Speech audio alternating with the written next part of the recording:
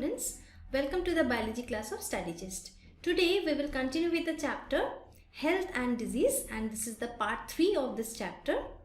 So in this class the topic which will be discussed, these are about the immunity, are the active and the passive immunity, what is vaccination, the brief idea about that, from where the term of vaccination is derived, how the vaccines are made or prepared, some important vaccines that are very necessary for the infants as well as the children, and about two diseases we'll discuss about today, about malaria firstly and secondly about the influenza.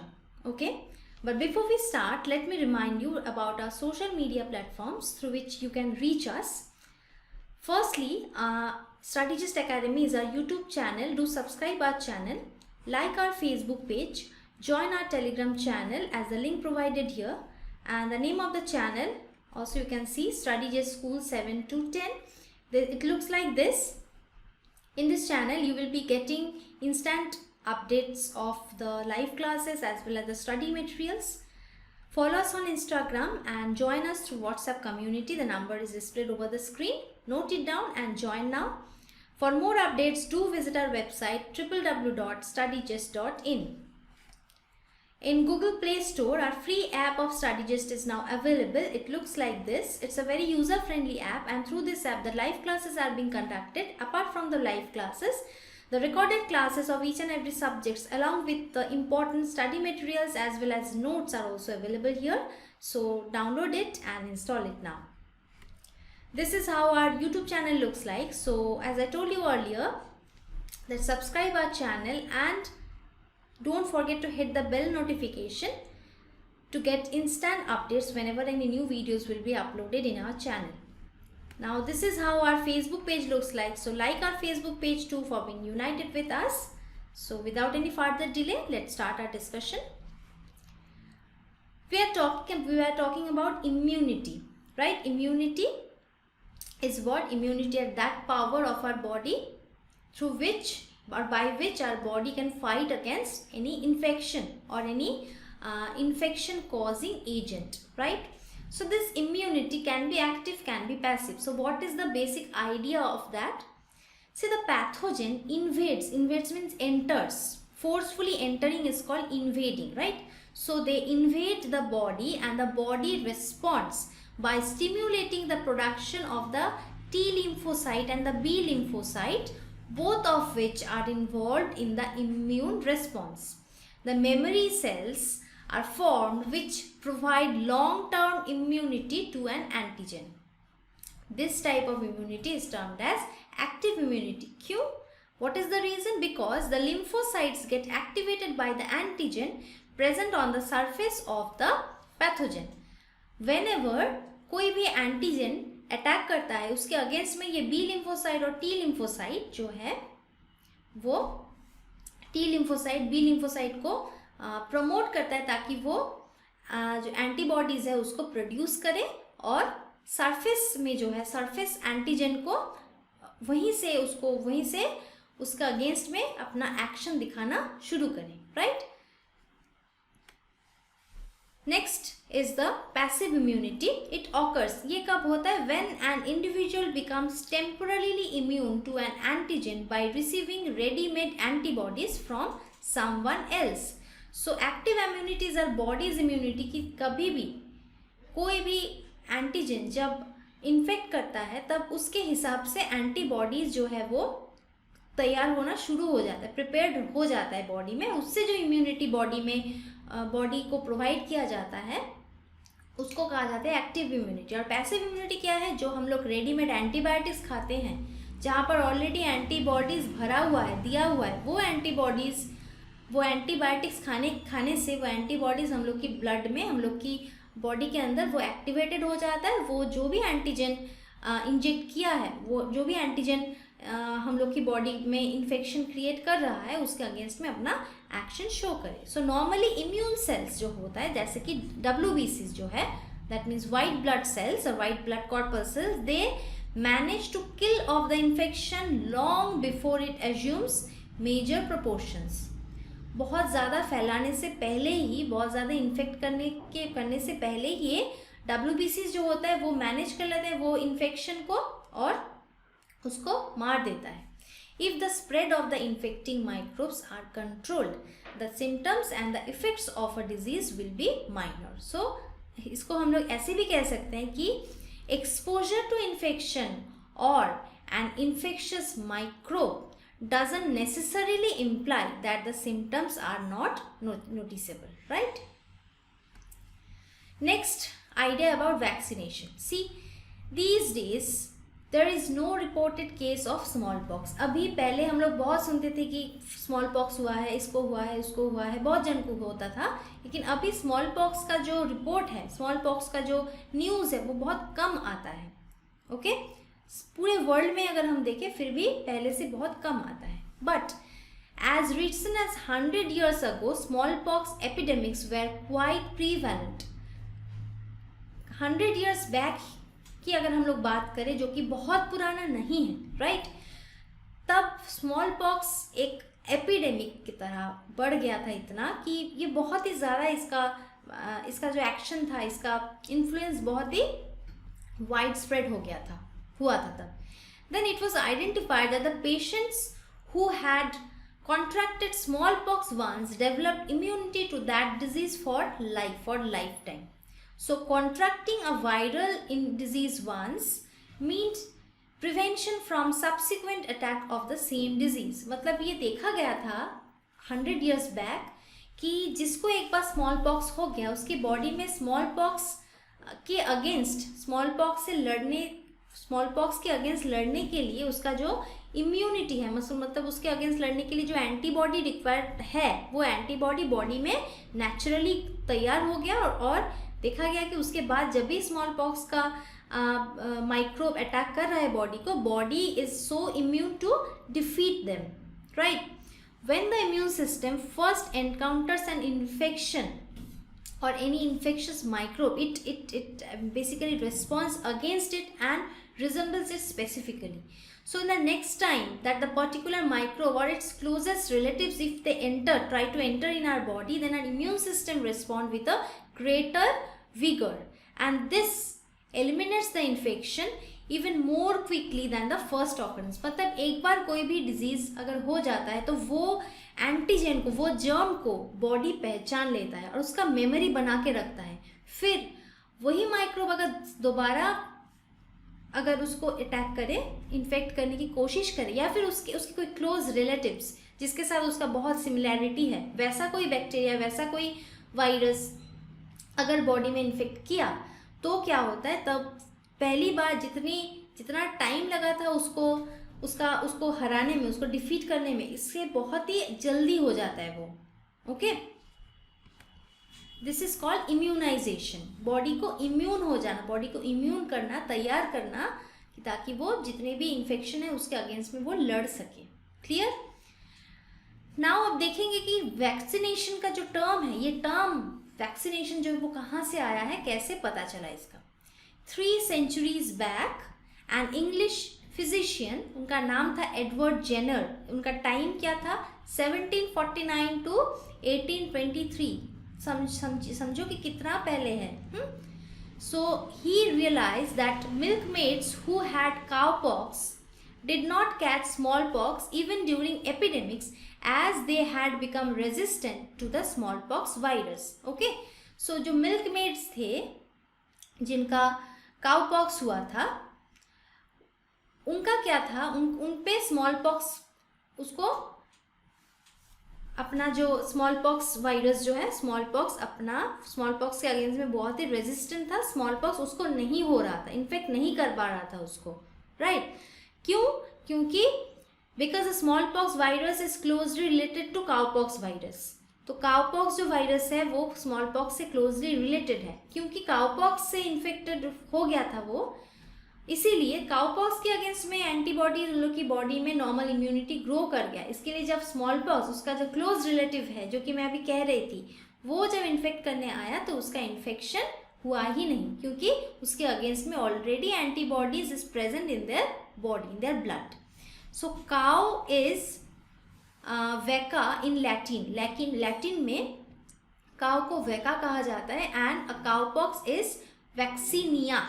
Latin में cowpox को vaccinia कहा जाता है। So from these roots the word vaccination came into the usage. उसके बाद ये vaccination जो term है, वैक्सीनेशन टर्म आया, उसको हम लोग अभी वाइडली यूज कर रहे हैं, शौक से यूज कर रहे हैं, राइट। सो अब देखते हैं कि how are the vaccines made, vaccines को कैसे बनाया जाता है, कैसे बनता है ये vaccine, right. A vaccine is an antigen that is injected और स्वालोड। वैक्सीन जो है एक एंटीजन है, मतलब जो वैक्सीन्स हम लोग का जो नॉर्मल जो शायद हम लोग सोच रहे हैं कि वैक्सीन्स कोई एक मेडिसिन है जिसको ये लाइक इंजेक्शन के थ्रू डाला जाता है हम लोग की ब्लड में डायरेक्टली, ताकि वो एंटीबॉडीज, एंटीजन के अगेंस्ट में एंटीबॉडीज क्रिएट कर पाए, एंटीबॉडीज ही शायद डाला जा रहा है, ऐसा कुछ भी नहीं है। ओके, देखो हम लोग की बॉडी में जो नॉर्मल इम्यून सिस्टम है ये कैसे और कब ग्रो करेगा, जब भी कोई एंटीजन, जब भी कोई जर्म अटैक करेगा, तभी हम लोग की बॉडी का जो नेचुरल इम्यूनिटी सिस्टम है वो एक्शन में आना शुरू होता है, वो अपना जो एक्शन है उसको दिखाना शुरू करता है। तो ये वैक्सीन क्या है, वैक्सीन एक एंटीजन ही है, लेकिन उसका पावर बहुत कम है, वो इनएक्टिवेटेड फॉर्म में भी है। ऐसा एंटीजन को दिया जाता है, इंजेक्ट किया जाता है, या फिर स्वालो मतलब थ्रू ड्रॉपलेट्स हम लोगों को पिलाया जाता है, right. That it causes the development of active immunity in the patient. Active immunity क्या था, जो नेचुरल इम्यूनिटी ग्रो करता है हम लोग की बॉडी में, तो वो हो गया एक्टिव इम्यूनिटी। तो ऐसे करने से क्या होगा, एंटीजन ऑलरेडी इंजेक्ट किया गया तो एंटीबॉडी जो है वो क्रिएट होगा बॉडी में। उस एंटीजन को हराने के लिए, उसको डिफीट करने के लिए the antibody will be produced in the patients body, right. Small quantities of antigen introduced into the person's body stimulate and the production of the antibodies as if the body was infected by the disease. So जो artificially antigen ज़बरदस्ती उसके body में inject किया गया, उससे क्या होगा, उससे वो ऐसा बिहेव करेगा जैसे कि वो एंटीजन कोई डिजीज कॉजिंग एजेंट है, उसके अगेंस्ट में उससे बॉडी को बचाने के लिए antibodies must have to be produced. Okay, so ऐसा हो जाता है कि ताकि जैसे कि वो कोई डिजीज़ ही है, डिजीज़ को रोकने के लिए, उसको हराने के लिए नॉर्मल जनरल एंटीबॉडीज ग्रो करता है, उससे बॉडी का इम्यूनिटी बढ़ता है।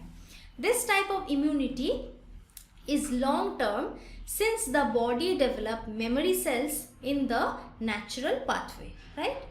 So antigens are treated before being introduced to the body of the person in order to make them relatively harmless. So जैसे कि मैंने कहा कि यहाँ पर वैक्सीन के थ्रू जो एंटीजन को इंजेक्ट किया जाता है या फिर स्वालो करवाया जाता है, वो एंटीजन को डालने से पहले, वैक्सीन में डालने से पहले, वैक्सीन के थ्रू बॉडी में इंजेक्ट करने से पहले टेस्ट किया जाता है, ताकि उसका फैटेलिटी जो है, उसका वो एडवर्स इफेक्ट जो है उसको कम किया जाए और वो रिलेटिवली हार्मलेस हो, इनएक्टिवेटेड फॉर्म में रहे, लेकिन बॉडी के अंदर जाते ही वो उसका अगेंस्ट में जो एंटीबॉडी है वो क्रिएट करने में हेल्प करेगा। तो this is the only way to produce for the whole process of vaccination, and in this way only the vaccines are made और vaccines are prepared. Okay, so in this way basically what we do, we fool the immune system into developing a memory of a particular infection, ताकि उसका memory बना रहे, ताकि वो next time जब infect करे तब और कोई कन्फ्यूजन ना हो, वो अपना जो एक्शन है उसको वो एंटीबॉडी प्रोड्यूस करने के थ्रू अपना एक्शन दिखा पाए। Okay, by injecting something that mimics the microbe that we want it to vaccinate against into the body. This does not cause the disease but helps to prevent any subsequent exposure to the infecting microbe from turning into an actual disease. There are the vaccines against tetanus, diphtheria, whooping cough, measles. Smallpox का छोटा version होता है measles, बहुत जन को हुआ होगा, बहुत जन को नहीं हुआ होगा. Okay? Next, polio, hepatitis B, cholera, tuberculosis, plague, mumps, ये सब इसके अगेंस्ट में vaccines are available. Now will see some important vaccines for the infants as well as children. First vaccine is DPT HIV. तो ये किस disease के against में दिया जाता है? ये डिप्थेरिया के अगेंस्ट में दिया जाता है, टिटेनस के अगेंस्ट, या फिर हुपिंग कॉफ जब होता है, जब बहुत ही आवाज़ करके हम लोग खांसी होती है हम लोगों को जब होती है तब उसको हुपिंग कॉफ कहा जाता है. और ये किस एज ग्रुप में दिया जाता है? To all the infants of कोई 1.5 साल, 2.5 साल और 3.5 साल, 1.5 years, 2.5 years as well as 3.5 years 3.5 months as. 1.5 महीना, 2.5 महीना या और 3.5 महीने की एज के जो इन्फेंट्स होते हैं उनको दिया जाता है. और ये इसका सेफ्टी लेवल कितना है? Almost 99% it is safe to be given. Next hepatitis B. इसका डिजीज़ क्या है? हेपेटाइटिस है. और ये हर एक चिल्ड्रन को, हर एक एडल्ट को, सभी को ये दिया जाता है. और इसका सेफ्टी लेवल अभी कोई कंफर्मेशन इसका नहीं है. Next is poliomyelitis. ये डिजीज़ का नाम है. हम लोग पोलियो ही समझते हैं, लेकिन डिजीज़ का नाम कुछ और है. डिजीज़ का नाम है poliomyelitis. All the infants up to 5 years of age and minimum 3 doses of 1 month interval. तो एज ग्रुप है 5 years तक दिया जाता है और मिनिमम डोज जितना है इसका, minimum of 3 doses of 1 month interval. एक मंथ के इंटरवल में कम से कम 3 डोज दिया जाता है और इसका safety level almost 100%. Clear. Next is BCG. जो किस डिजीज के अगेंस्ट में इसका वैक्सीन अवेलेबल है? That is the tuberculosis. और ये 10 to 14 years के बीच में जितने भी बच्चे हैं, जितने भी चिल्ड्रन हैं, उनके लिए ये अवेलेबल है, उनको ये दिया जाता है और उसका सेफ्टी लेवल है nearly 70%. Next is we'll talk about some diseases. Firstly, we'll talk about the disease which is caused by protozoa. Protozoa borne या एक disease which is caused by protozoa. Then the answer will be malaria. Malaria can be fatal disease for human beings. Approximately 300 million people around the world get infected with malaria every year. हर एक साल 300 million people infected हो रहा है. Around the world 300 million people इससे infected हो रहे हैं. Right. More than 2 million people die every year due to malaria disease. में बहुत ज़्यादा फीवर आता है and it is caused by a protozoa parasite known as plasmodium. ये नाम याद रख लो क्योंकि ये एग्जाम में आता है. This disease spreads through the bite of an insect vector, that is the female Anopheles mosquito. If you are writing only mosquito, you will get a perfect 0. Okay, female Anopheles, the male one, male Anopheles the mosquito है, that those are not responsible. So the only female Anopheles mosquito which feeds on the human blood like this. Clear? Male Anopheles mosquito क्या करता है? They feed on the plant juice. वो plant juice खाता है. In fact वो human blood सक नहीं करता है. अब इसका सिम्टम्स क्या है? Cold stage, feeling of extreme cold and शिवर्स. बहुत ही हम लोग शिवर करते हैं, बहुत ही ठंड लगती है तो हम लोग शिवर करते हैं. तो ऐसा ही होता है मलेरिया में जो फीवर आता है, हाई फीवर, उसमें भी ऐसा होता है. तो हाई फीवर, फास्टर रेस्पिरेशन और हार्ट बीट और जो ब्रीदिंग रेट है वो बहुत ही बढ़ जाता है. स्वेटिंग होता है बहुत ज़्यादा. Due to profuse sweating temperature of the body goes down to normal. Sweating होता है इसीलिए टेम्परेचर जो है वो हाई फीवर थोड़ा कम होने लगता है. Even after the patient is cured of malaria the patient feels very weak and becomes anaemic. मतलब lack of blood, rather lack of haemoglobin. Blood में जो हीमोग्लोबिन रहता है हम लोग का, आरबीसी में हीमोग्लोबिन जो रहता है उसका अमाउंट बहुत कम हो जाता है, बहुत वीक फील करता है. Presence of malarial parasite can be checked by the blood test. Blood test से मलेरियल पैरासाइट का प्रेजेंस को डिटेक्ट किया जा सकता है. अब इसको प्रिवेंट कैसे किया जाए, मतलब इसका प्रिवेंशन क्या है? See, malaria is an infectious disease and it can spread from an infected person to a healthy person by the bite of female Anopheles mosquitoes. These are also the vectors.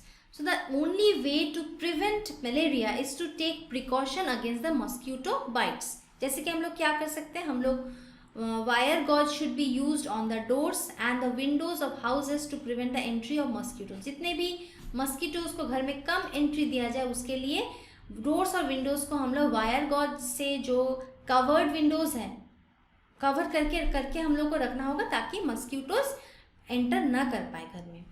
Next, some insect repellents, mosquito repellent जैसे कि ओडोमॉस तो market में बहुत ही easily available है. इसको हम लोग लगा सकते हैं, लगाना चाहिए हम लोगों को. And it should be use to prevent the mosquito bite. Next is one should sleep under the mosquito net. Mosquito net लगा के ही हम लोग को सोना चाहिए, चाहे हम लोग को कितनी भी परेशानी हो, लेकिन हम लोग को समझना चाहिए कि mosquito bite is very very dangerous and it can lead to fatal disease like malaria. तो उससे बचने के लिए हम लोगों को मस्कीटो नेट हमेशा यूज़ करनी चाहिए. ओके. मस्कीटो लार्वा जो होते हैं, लार्वा स्टेज में, it can be killed by sprinkling kerosene oil on the large size water body. Large size water bodies में, क्योंकि जहाँ पर वाटर बॉडीज में जब पानी जम जाता है एक जगह पर, वहाँ सबसे ज़्यादा मस्कीटो का लार्वा ग्रो करता है. तो उसको मारने के लिए, उसको किल करने के लिए हम लोग केरोसिन ऑयल को स्प्रिंकल कर सकते हैं. उससे भी ये लार्वा जो है वो मर जाता है. Okay. Some adult mosquitoes can be killed by spraying insecticides like BHC, malathion. ये सब हम लोग इंसेक्टिसाइड जो है, ये सब इंसेक्टिसाइड्स भी हम लोग स्प्रे कर सकते हैं on the walls of the human dwellings. हम लोग जहाँ पर रहते हैं, ड्वेल मतलब हम लोग जहाँ पर रहते हैं वहाँ पर हम लोग इसको स्प्रिंकल कर सकते हैं, स्प्रे कर सकते हैं. Insecticides are what? Insecticides are chemical poisons और toxicants.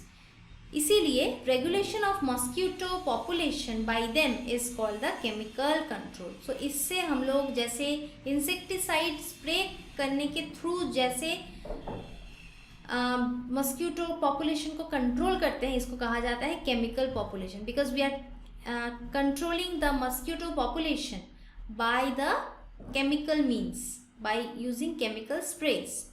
The insecticide DDT is not used in the chemical control of mosquito क्योंकि it persists in the environment for much longer time and can cause toxicity by accumulating in the body of fishes, birds as well as humans through the food chain. तो DDT use क्यों नहीं किया जाता? क्योंकि DDT use करने से वो environment पे बहुत देर तक रह जाता है, परसिस्ट करता है और टॉक्सिसिटी फैलाता है. तो इसको अवॉइड करने के लिए as chemical agent, as chemical control purpose, DDT is not at all use. This is a very important note. ये क्वेश्चन आता है कि DDT एक इंसेक्टिसाइड है, but still why it is not use as chemical controlling of mosquito. Okay, so this is the answer. The breeding ground should be destroyed. जहाँ पर mosquito grow करता है उसको डिस्ट्रॉय करना चाहिए, उसको ख़त्म करना चाहिए. इन this way the puddles or the swamps around the human dwellings should be drained or filled. उसको ड्रेन कर देना चाहिए, उसको साफ कर देनी चाहिए. We should not allow the collection of water in any uncovered container such as the water tank, pot, cooler, flower pot, discarded tires, whatever. इसमें जो डिस्कार्डेड पार्ट है, जहाँ भी हम लोग को पानी को जमते हुए अनकवर्ड कंटेनर में नहीं रखना चाहिए ताकि वहाँ पर मस्क्यूटोज ब्रीड कर पाए. ये हम लोग को रोकने के लिए अनकवर्ड कंटेनर्स का जो यूज़ है, जहाँ पर वाटर कंटेन कर सकते हैं, उसको रोकना होगा. तो कंट्रोल क्या है? कैसे हम लोग कर सकते हैं? कोई ड्रग या कोई medicine? Yes, there is a medicine named quinine. And ये क्विनाइन को कहाँ से एक्सट्रैक्ट किया जाता है? This is cinchona tree. So cinchona tree का जो बार्क होता है, स्टेम का जो covering, that is called bark. Bark से ये क्विनाइन ड्रग को प्रिपेयर किया जाता है. Okay, and This is used to treat a person who is suffering from malaria. This drug kills most of the stages of the malarial parasite. Malaria का जो stages है, different stages होते हैं, हर एक stage को ये सिंकोना से जो क्विनाइन मिलता है, obtain किया जाता है, वो हर एक stage को kill कर सकता है. And there are certain drugs or medicines which should be taken on the advice of the specific doctor. Scientists are also trying hard to develop an anti-malarial vaccine too. Next is disease which is caused by the viruses. Virus causing disease में से एक है influenza. Influenza virus, influenza virus से ये influenza flu होता है. So it's also known as flu. और ये इन्फ्लुएंजा वायरस जो है, इन्फ्लुएंजा वायरस का साइंटिफिक नेम क्या है? Myxovirus influenza. Okay, myxovirus influenza is the scientific name and ये है myxovirus influenza. Clear? There exist 3 types of influenza viruses. Virus type A, type B and type C. उसमें से A and B types जो है, they are very important because they are responsible for causing epidemics throughout the world.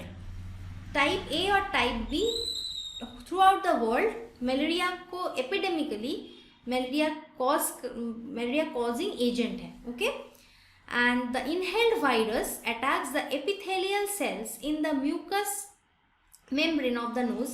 nose के अंदर जो mucous membrane होता है उसको अटैक करता है सबसे पहले, थ्रोट में अटैक करता है, एंड अपर रेस्पिरेटरी ट्रैक्ट, मतलब नोज से लेके टोटल जो रेस्पिरेटरी ट्रैक्ट है उसको ही मेनली ये इन्फेक्ट करता है, इसको इफेक्ट करता है जाके.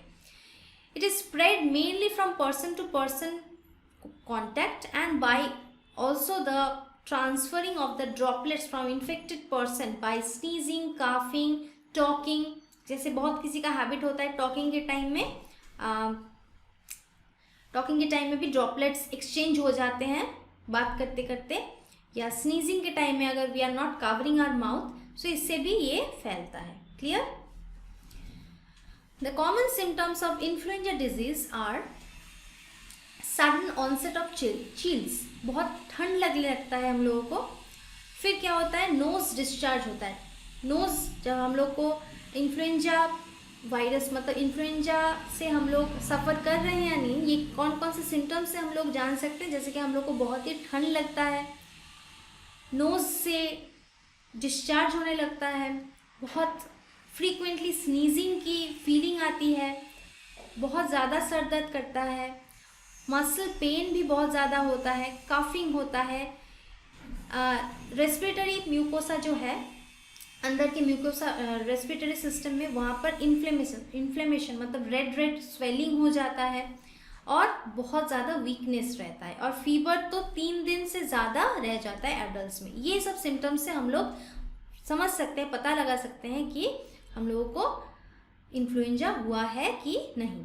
तो इसका प्रिवेंशन क्या है? We have to try, we must try to keep away from the flu patients. जब किसी को फ्लू हो जाए, इन्फ्लुएंजा फ्लू, उस पेशेंट से हेल्दी पेशेंट्स को हम लोगों को दूर रखना है. और अगर हम लोग भी हेल्दी हैं, हम लोगों को नहीं हुआ है और हम लोग जानते हैं किसी को ये हुआ है, उनसे भी हम लोगों को दूरी बनाए रखना होगा. क्लियर? और कैसे हम लोग कंट्रोल कर सकते हैं? Basically, there is no effective control for influenza. However, the vaccines are used for the control of infection, and antiviral drugs, these are also used for curing it, for the recovery. Amantadine and rimantadine, these are the recommended treatments. They are recommended for the treatment of the influenza, and it speeds up the recovery only. Okay, so this is all about today. See you in the next class. Thank you.